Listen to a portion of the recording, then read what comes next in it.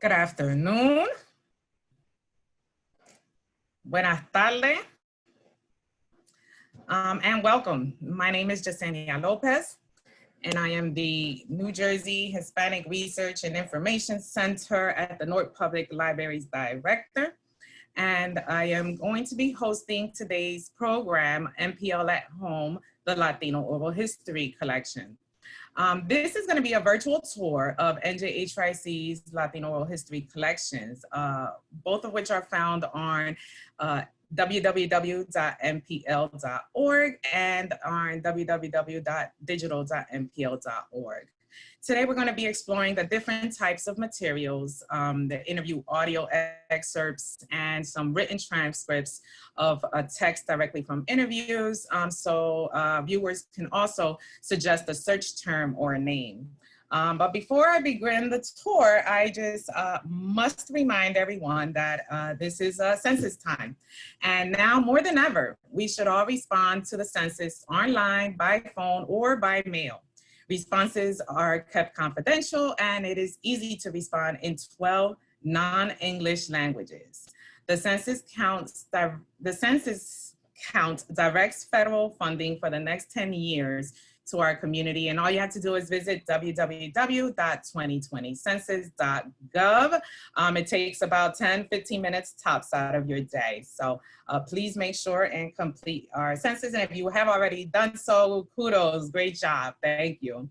I am going to begin a screen sharing so that share computer sound, we can begin the tour.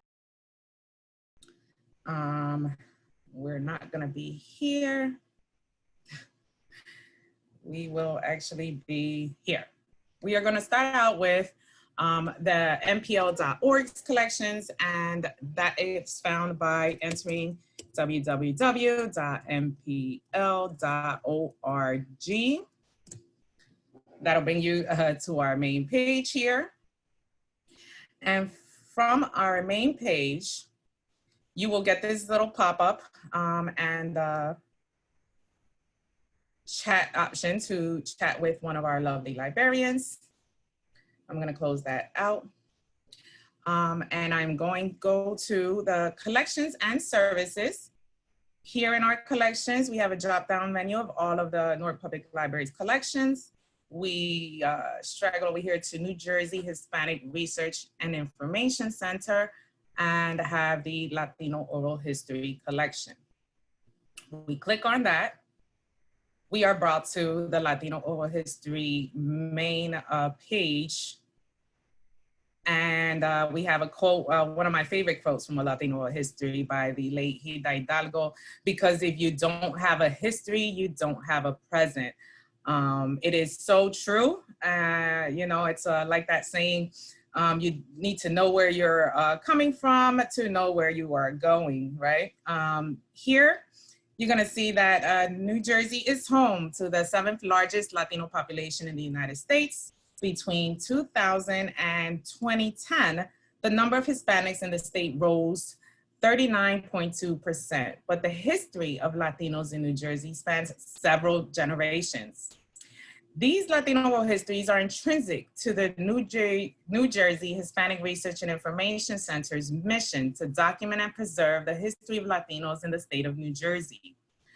The collection of oral histories offers direct first-person accounts of the lives and experiences of men and women from diverse Latino backgrounds who call New Jersey home. Their stories are a living testimony of 20th century Latino experience in the state, documenting the vibrant roles this community has played in New Jersey's social, political, and cultural history. The way this collections came about, the Justice Project and the Latino Life Stories, is if you get a chance to watch our video on the history of NJHYC, you will note that there was an archivist, myself, traveling up and down the state of New Jersey, doing a survey of Puerto Rican leaders and organizations to assess whether they had materials that could potentially be donated to an archive if one were created. And through these surveys and through these interviews with individuals, I found that some people did indeed keep historical records, you know, such as say photographs, letters, flyers, brochures, ticket stubs, and so on. And then we had a group of people who were very active in the community, who were witnesses of major historical events, yet they did not tend to keep papers, reflective of this experience, but they had a story to tell. So of course, I just sort of began a running list of these individuals for consideration of an interview later on, and the better way to document that history in lieu of papers is by recording an oral history. That's that first person account. In that, we were able to start our first Latino oral history project under the auspices of NJHRC, which is the Latino Life Stories. If you scroll down and click on Latino Life Stories, you will see here, the project contains 15 oral histories of pioneering leaders from New Jersey's Latino community. The interviews contain a wealth of information on the early history of Latino communities throughout the state and the founding of several important Hispanic organizations during the second half of the 20th century. The focus of these oral histories is the unique life experiences of the interviewees, which taken as a whole document the Latino experience and the foundation of a unified history of the Latino community. While the oral histories are unique as their subjects, commonalities in their experiences, perceptions, and struggles emerge. Latino life stories include interviews with the founding member of PACO in Jersey City, the first Latino deputy mayor of Newark, Don Mike Rodriguez, the founder of the Hispanic Association for Higher Education in New Jersey, the co-founders of MECHA in Trenton, the president and CEO of Focus at the time, which is the oldest community-based Latino organization in New Jersey, and other community advocates and activists in the fields of education, social work, religion, law enforcement, local politics, music, and dance, and much more.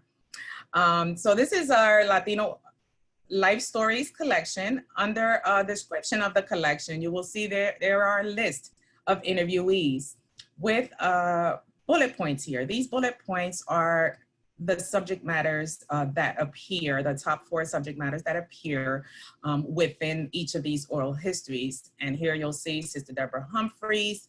She's got Sister the Charity of St. Elizabeth in New Jersey, El Club del Barrio in Newark, New Jersey, migrant farm workers in New Jersey. So those topics or those subjects are going to be found within the Latino oral history interview. And you could click on any one of these collections or any one of these interviewees' names. You see here, Honorable Joe Rodriguez, Don Mike Rodriguez, Irma Ruiz Gomez, Mariano Vega Jr., and Virgen Velez.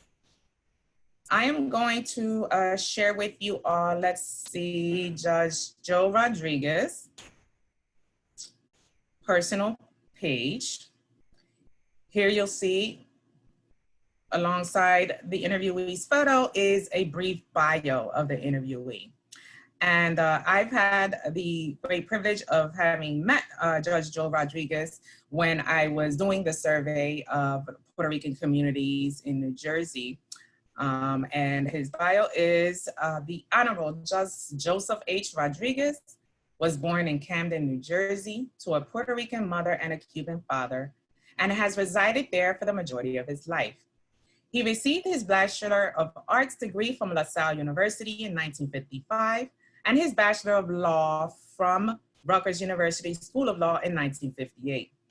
Upon graduating from law school, Judge Rodriguez set up a private practice in Camden where he specialized in medical malpractice and product liability cases. Judge Rodriguez was chairman of Camden Legal Services, the State Commission of Investigations, the State Board of Higher Education, and was the first Hispanic president of the New Jersey State Bar Association. He was named the public advocate for the state of New Jersey and held that position from 1982 to 1985. During his years practicing law, Judge Rodriguez advocated a number of presidential cases, including Marini versus Ireland, which established tenants' rights, Shipper versus Levitt, which created strict liability for builders and vendors, Abbott versus Burke, which addressed education reform, and the landmark Southern Burlington County, NAACP versus Township of Mount Laurel, which was concerned with the building of low and middle income housing within the boundaries of townships. Judge Rodriguez felt it was important to work within the system using the legal system to effectuate positive change for minority communities. In 1985, Judge Rodriguez was appointed to the U.S. District Court for the District of New Jersey by President Ronald Reagan. In 1998, he became a senior judge. Judge Rodriguez has been deeply involved in the Camden community in other capacities, most notably being among the original organizers of the San Juan Bautista Parade with other parishioners from the Our Lady of Fatima Church. Some of you who know me know that I am born and raised in Camden, New Jersey, and I wear that proudly. And of course, one of the reasons why I enjoyed meeting Judge Rodriguez, I enjoyed speaking with him, and I really enjoyed this interview clip and decided to share with you all. Where we get to hear Judge Rodriguez discuss the history of Camden, New Jersey, my hometown, and how much it's changed in his lifetime. I'm going to press play so you can hear the audio, but you will see that each of the audio excerpts are followed by a full verbatim transcript of what is in the audio. So if it's hard to hear for any reason, you can absolutely read along the transcript. And here we have. What was Camden like? What was Camden like? Well, Camden, actually, this is a bit of history, was incorporated in 1828. And if you consider that Thomas Jefferson died July the 4th, 1826, it was 2 years after Jefferson died that Camden was developed. Camden was a vibrant community. In Camden, we had places like the Holly Department Store, Highland Wooden Mills, Armstrong Cork, Hunt Pen, Penny's Department Store, Litt Brothers, J.B. Van Skyver's, which was a furniture store, Camel Soup, RCA Victor. The Walt Whitman Hotel was the first $1 million grand hotel in the city. We had 13 theaters, movie theaters, in the city of Camden. We had a Horn and Hardt's, we had a Sears and Roebuck, we had the Whitney House. It was a vibrant community. The downtown was booming. Saturday nights, it was like walking the boardwalk. If you go down Broadway, the stores and the activity in Kane Avenue, it was great. And you as a, who living that time, that your experience was, was it being in those spaces, like in the market, on the boardwalk? Yes, we used to, as a big Saturday night special would be to walk from our house on Haddon Avenue to Kane, from Kane to Broadway, and Broadway to Federal, Federal back to Haddon, Haddon home, because it was just all kinds of activities going on along Broadway.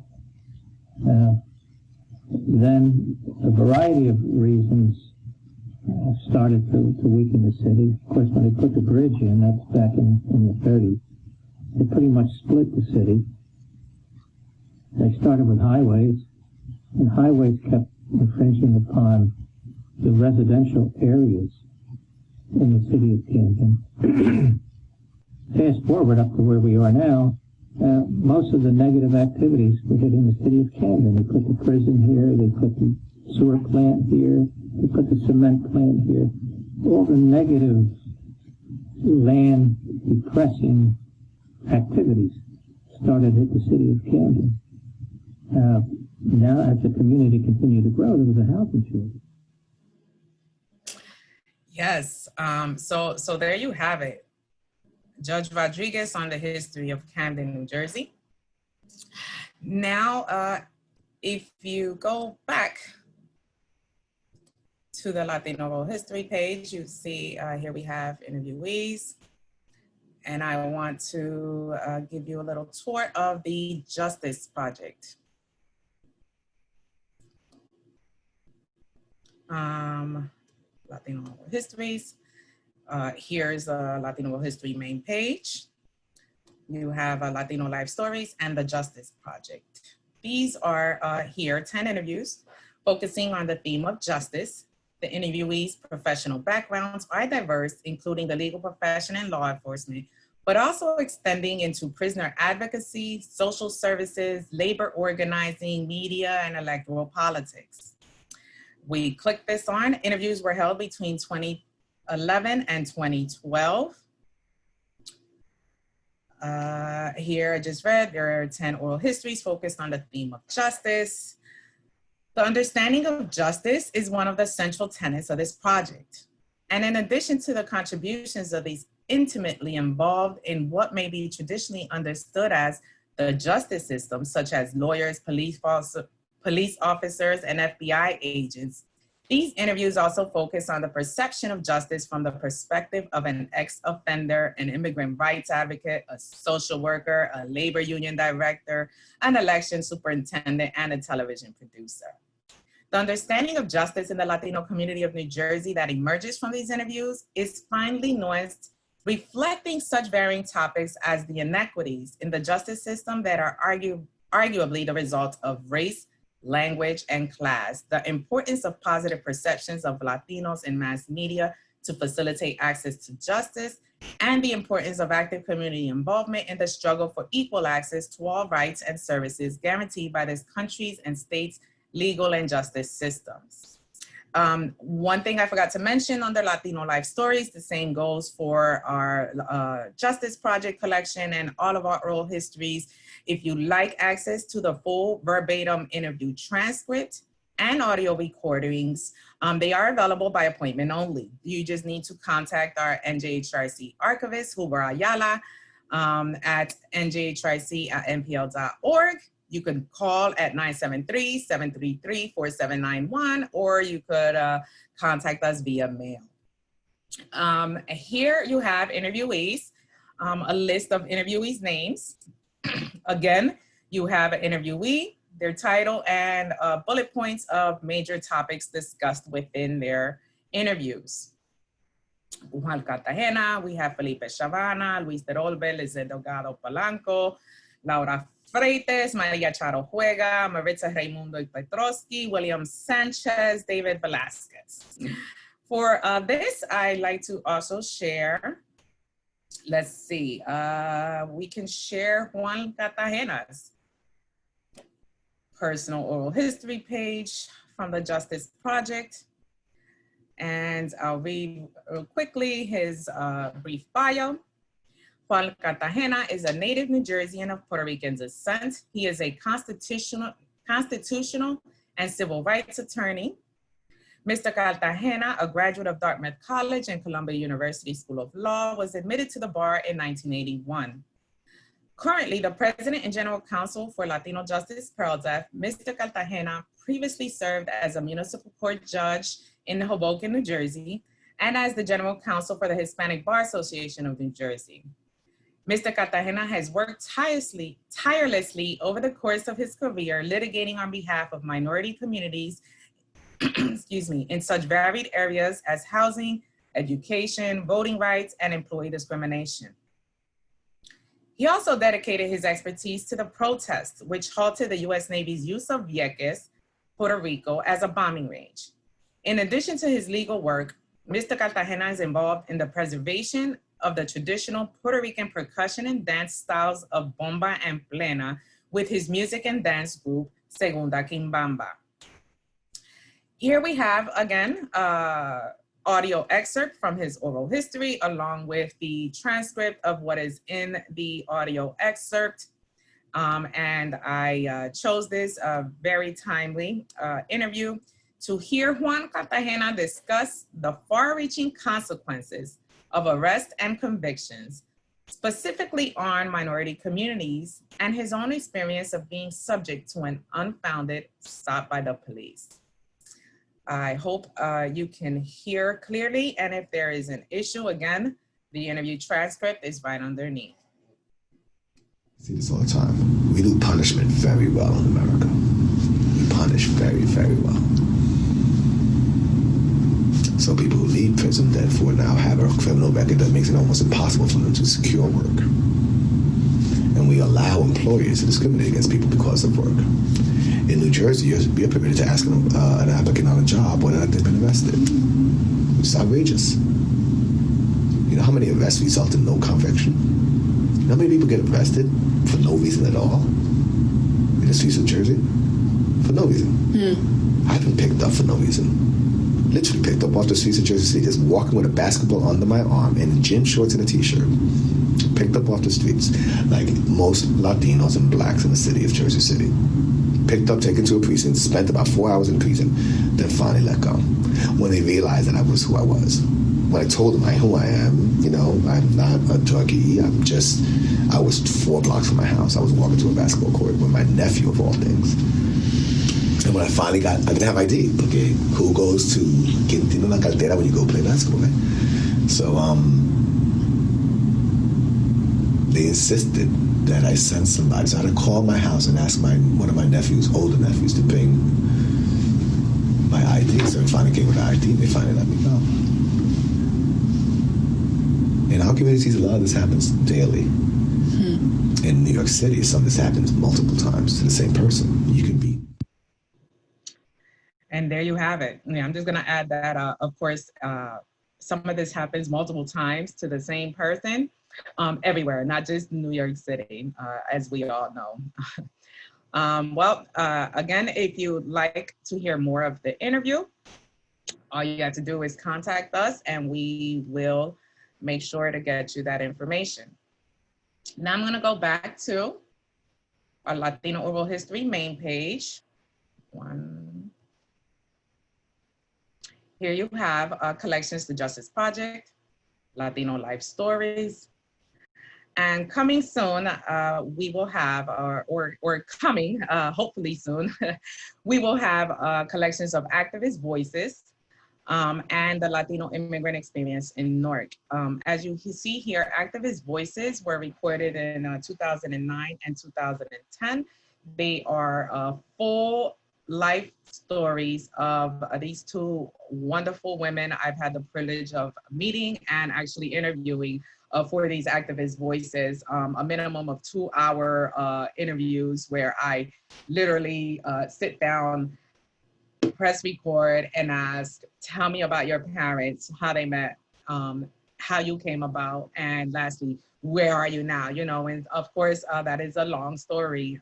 So these Dr. Hidalgo and Dr. Olga Jimenez de Wagenheim interviews will be available as soon as processing gets complete on those. And we will be adding Judge Amir Carveles Lopez to this list of activist voices once that interview is also completed processing. We also have the Latino Immigrant Experience in Newark, which is a collection of 4 oral histories that are reflective of Latinos' experiences arriving in Newark. And these are shorter oral histories focused on the experience of arriving in Newark, how they found the city, what resources were available, what they thought of it when they first arrived, and how they perceive the city of Newark today, or as of 2018. Again, as soon as funding and time becomes available, those will be added to these collections.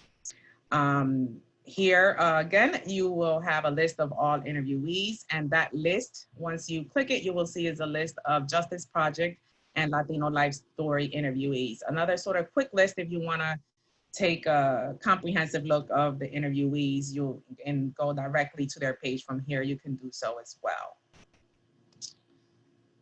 All right, I'm just gonna remind you all that if you have any questions, please post it in the Q&A. While I'm in screen sharing, I may or may not be able to see it, but I'll make sure to check it out before I log out and close the tour. I am now going to go to, this is our Latino Oral Histories webpage, but we also have a Latino Oral History digital collection.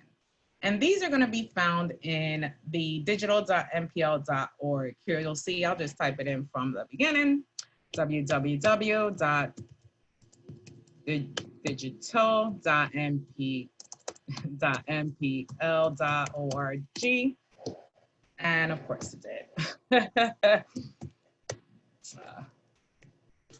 Here we go. Sorry about that. Here you'll see, this is our Newark Public Library digital repository. We are in the midst of migrating from different servers. So if you come across anything wonky, just know that that is not the final page. You know, we are just in the midst of migrating, so some things may not have come over as clearly. But here is a list of randomly generated photos from within all of our collections. And you'll see each time you open the page, you're gonna have a different set of randomly chosen photos. Here are two ways to get to the Latino Oral History collection. And I'm gonna walk you through the very first and sort of easier way to get to the Latino Oral History collection by coming to digital.npl.org, list of our collections. And here you'll see we have an option to browse the different collections. You have an option to look at the different newspapers, photographs, maps, oral histories, videos, city directories, yearbooks, and educational resources. Now, these are sort of overall topics that are found within all three of our library special collections. So when you click on oral histories, you will not only get NJHRIC's histories, but you will also get a list of oral histories found within the other collections. We'll click that here.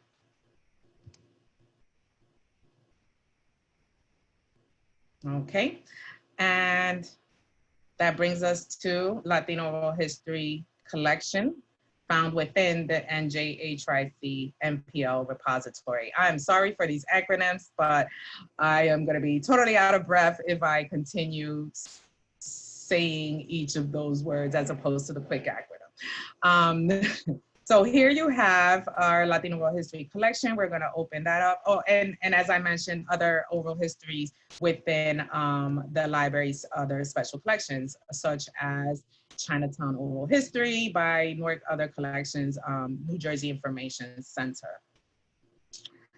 We're gonna open this up.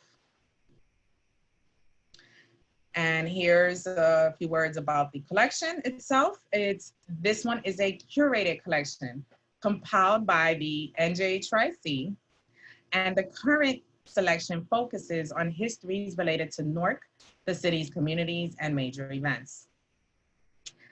This collection presented here consists of interviews conducted by Rutgers University students, historians, and archivists who participated in Dr. Olga Jimenez de Wagenheim's Documenting the Caribbean Community in New Jersey project that was held at Rutgers University, the bulk of which were conducted in the late 1980s. At this point, all of the interviews that have been uploaded here are related to Newark, but some of the larger thematic subjects of the collection include discrimination, Aspira Inc. of New Jersey, education, and migration from Puerto Rico. A note to researchers is that a significant portion of the oral histories were conducted in Spanish. However, English language item descriptions are used to facilitate uniformity. All right. Here you're gonna see that you have options to sort the collections, the interviews by title, digital object, the last date it was modified, the relevance, and the date created. And you're gonna find a list of these oral histories here. Oral histories titles are always general person interviewee, interviewable by, interviewer, right? So here you have Ishmael Cruz, interviewed by Griselda Cueto, Ivan Mendez, interviewed by Jeanette Rivera and Oscar Acevedo. And one I'm going to share with you all this afternoon is Jose Rosario, interviewed by Araceli Umansur. So if you click on that, you will be brought to the item transcription. Here you have, I'm going to go through this window and the options in a second, but I want to come down to see the item details. This item, oral history interview, is in the Latino Oral History collection. The title is listed here. You have, again, these are the subject topics covered within the oral history. And if you click, these are linkable. So if you click on either one of these, you will see collections reflective of these topics. I am going to show, we also have our language. This, excuse me, this interview is in Spanish. And the date of the interview, you'll see here, November 5th of 1987, when I was almost 10 years old. So for those of you who may not know, Jose Rosario is a founding member. And at the time, he was director of the executive director of the nonprofit organization Focus in Newark, New Jersey.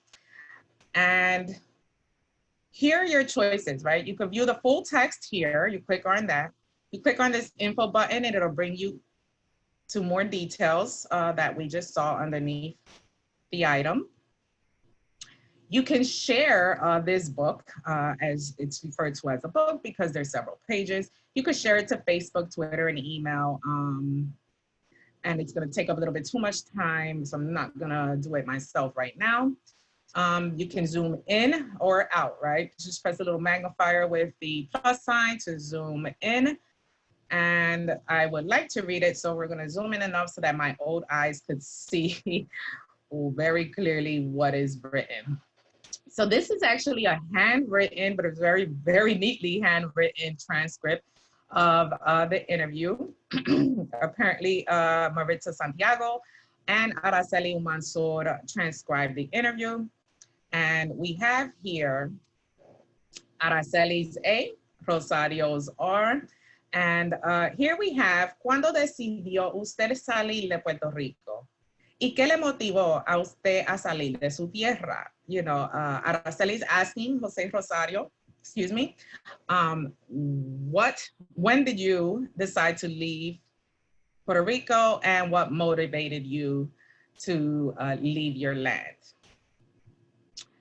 And here we have, resulta que cuando se murió mi primera esposa, a la edad que ella tenía ahí, 30 años tenía, me sentí muy amargado. Here he's saying that the results of when his first wife passed away, she was 30 years old, and he was very sour about it. Y entonces cogí y me vine para los Estados Unidos. And then he took and came to the United States. Tenía un niño como de 9 años y 10 años y lo mandé, o 10 años, y lo mandé a la escuela católica en Buffalo. So he had a kid that was about 9, 10 years old, and he sent them to a Catholic school in Buffalo, New York. Y yo viví como un mes en Nueva York. No me gustó el ambiente. So Jose says he lived in New York for a month and he didn't like the community, the environment. He didn't like the ambiance of New York. Y me vine para Nueva Jersey, donde conocí una dama muy buena. Y estamos casados hace como 40 años. So he came to New Jersey where he met a nice lady who he was still married to for 40 years as of this interview. La mujer es italiana y me casé y aquí vivo desde el 1949 hasta la fecha. He said the lady was Italian. He married her and he lived here since 1949 until the current date of the interview. In Irvington, vivo en Irvington. He was living in Irvington. Hace como sus 35 años. It's been about 35 years. Nota, esa es la pregunta. El motivo fue ese. Sí, que se murió mi primera esposa y emigré a los Estados Unidos. And no, yes, that was the question. What was the motivation? And the motivation was that his first wife had passed away, so he came to the United States. To read more about Jose Rosario's interview, you can absolutely come to this page as I've shown you and read on. Here you have option to, and I probably should have did this first because it would have been a lot easier for me to see it, but you can expand the page to the whole screen. Here you have page turners, right? Page 1, 2, 3, and so on. And then you have different views. You have a single page view, double page, and sort of an entire book view. Okay. I also wanted to show you how to search inside of this book. And I'm gonna post a quick, he says he moved from Puerto Rico, was mentioned a couple of times. We're gonna type that in there and see what appears. And here you go. You have, I forget what these little things are called. We're gonna call them markers to page 1, single page view. And you can see here that Rico is highlighted.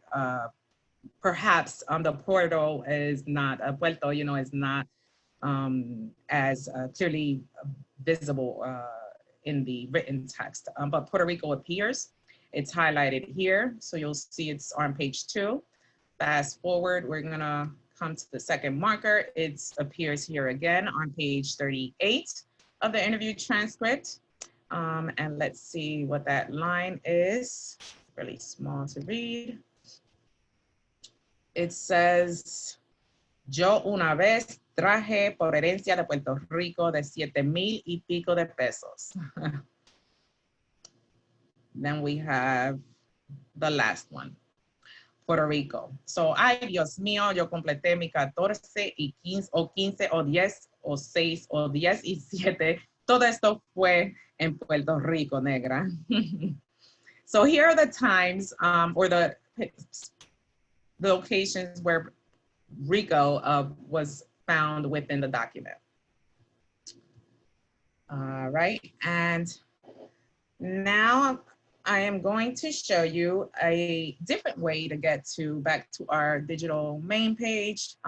As I mentioned, you could get to the Latino Oral History Collection by clicking on Oral Histories for a list of all the special collections, oral histories. You could also, if you click here, browse NPL collections. You want to browse NPL, and you will be brought to a page that lists the 3 NPL special collections. Here you'll have Charles F. Cummings, New Jersey Information Center, which is a collection on Essex County, New Jersey, and Newark. The Special Collections Department, which hosts the Fine and Graphic Arts collections, and the New Jersey Hispanic Research and Information Center, which hosts the collections on the Hispanic experience in New Jersey. Click on that, and you will be brought to all of the digital NPL or digitized NPL collections. Here's a nice long list of the different collections we have digitized to date. I'm going to open from here the Latino Oral History Collection. And here we brought to the Latino Oral History main page that I mentioned before. Here, again, list of all the interviewees.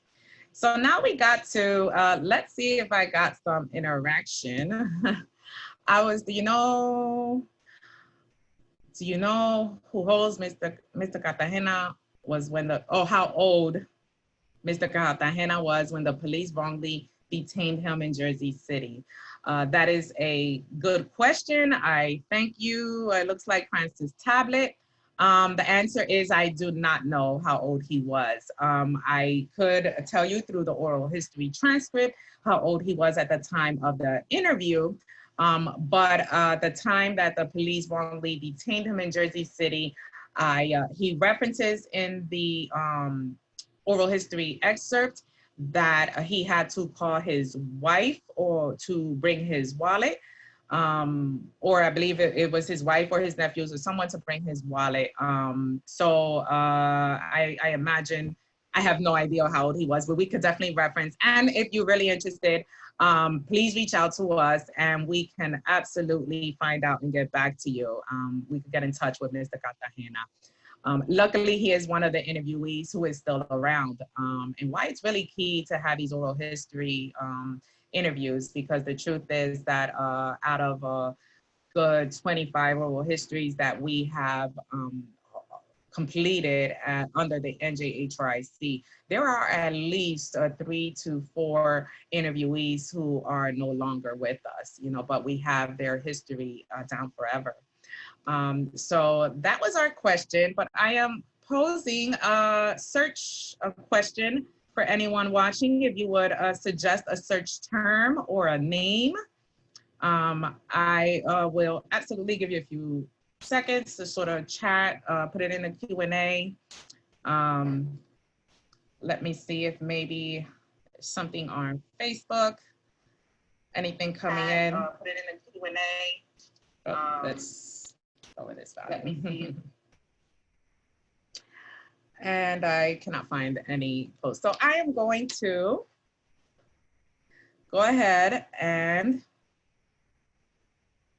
randomly pick a name, search term, right? I didn't want to do this because, of course, I'm familiar with the collection, and I wanted to give the audience a chance to suggest something. So when you get a chance, you know, just kind of go in and search the repository with your own search terms.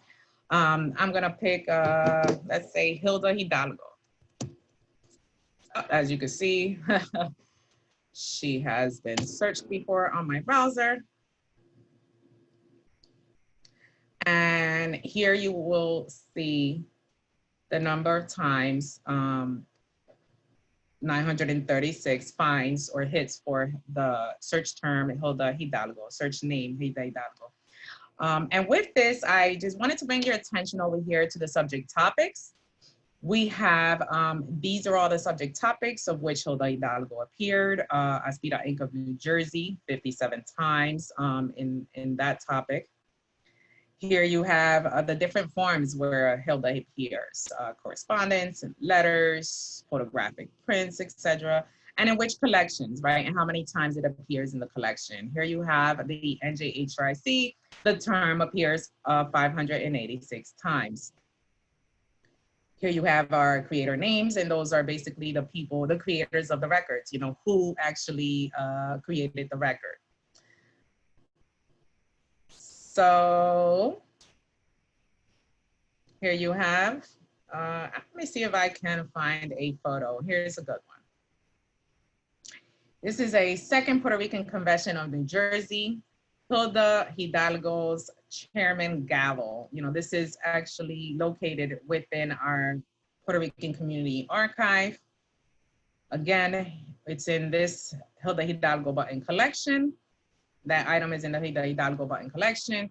Here are the details of the photo or the item in the photo.